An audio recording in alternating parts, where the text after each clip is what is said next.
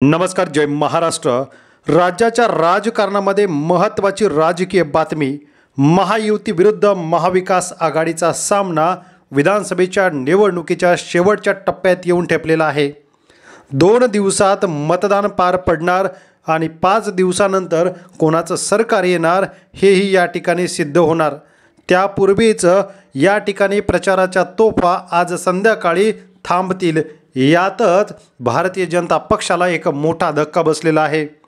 एकीकडे संपूर्ण जिल्ह्यामधूनच या ठिकाणी उद्धव ठाकरे यांच्याकडे पाठबळ मिळताना दिसत आहे। याच ठिकाणी भारतीय जनता पक्ष असेल, मनसे, वंचित आणि खुद्द शिंदे शिवसेना गट यांच्यातील भरपूर पदाधिकारी ठाकरेंच्या सेनेमध्ये प्रवेश केल्याने या जिल्ह्यामध्ये या ठिकाणी महायुतीची अडचण निर्माण झालेली आहे। त्यातच या ठिकाणी उद्धव ठाकरे आणि शरद पवार यांच्या सभेला अफाट गर्दी होताना दिसत आहे।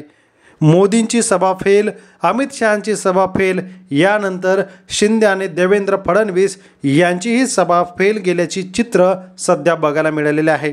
महायुतीच्या उमेदवारांसाठी झालेली ही महत्त्वाची सभा आणि या ठिकाणी उपमुख्यमंत्री देवेंद्र फडणवीस, जी महाराष्ट्रात सर्वात जास्त ताकद भाजपची म्हणणारे फडणवीस यांच्या सभेचा एक फोटो सध्या व्हायरल होतोय।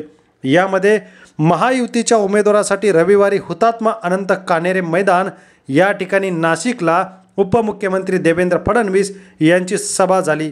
या सभेप्रारंभी महिलांची मोठी गर्दी करण्यासाठी ज्या खुर्च्या टाकल्या होत्या, मात्र या खुर्च्या रिकाम्याच आपल्याला दिसत आहेत। या ठिकाणी मधल्या खुर्च्या सोडून वेगवेगळ्या ठिकाणी महिला दिसत असल्यामुळे या संपूर्ण सभेचा सध्या हा फोटो व्हिडिओ व्हायरल होतोय। देवेंद्र फडणवीस यांची सभा ही या ठिकाणी रिकाम्या खुर्च्यांनी गाजलेली आहे। तर येणारी निवडणूक या अशा रिकाम्या खुर्च्या आणि रिकाम्या झालेल्या सभा यावरून आपल्याला अंदाज बांधता येतो। एकीकडे महागाईने नाराज असलेले महायुतीच्या सरकारवरती लोकांची नाराजी, तर दुसरीकडे महागाई आणि शेतमालाला भाव नाही याचा फटका बसणारच असून या ठिकाणी लाडकी बहीण योजना देऊन सुद्धा रिकाम्या खुर्च्यांसमोर देवेंद्र फडणवीस यांना सभा घ्यावी लागली। आपल्याला काय वाटतं याबाबत कमेंट करा। धन्यवाद। जय महाराष्ट्र।